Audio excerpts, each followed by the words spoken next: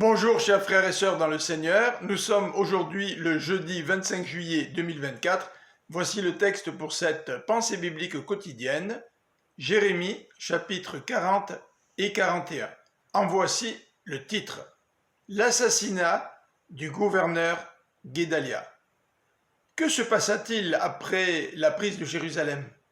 Jérémie 40 versets 1 à 6 nous décrit comment Jérémie, enchaîné au milieu de tous les captifs, a été libéré et comment il est retourné auprès de Guédalia pour continuer de vivre en Juda. Par la suite, les textes nous relatent comment la vie a repris sous la direction de Guédalia, nommé gouverneur du pays par le roi de Babylone. En effet, les chefs de l'armée et leurs hommes qui s'étaient dispersés dans le pays, les gens qui n'avaient pas été déportés à Babylone, ceux qui avaient fui dans le pays de Moab, chez les Ammonites ou en Édom, se rassemblèrent autour de Guédalia. Ils s'installèrent de nouveau dans leur ville et firent une abondante récolte de vin et de fruits.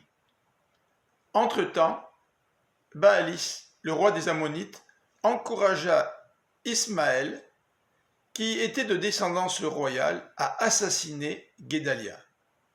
Baalia voulait probablement que les Babyloniens s'occupent d'une rébellion de Juda au lieu d'envahir son pays.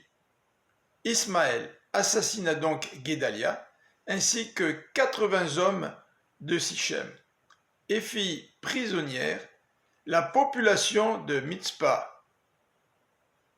Yohanan poursuivit Ismaël. Il libéra les prisonniers, mais Ismaël réussit à s'enfuir chez les Ammonites en compagnie de 8 hommes.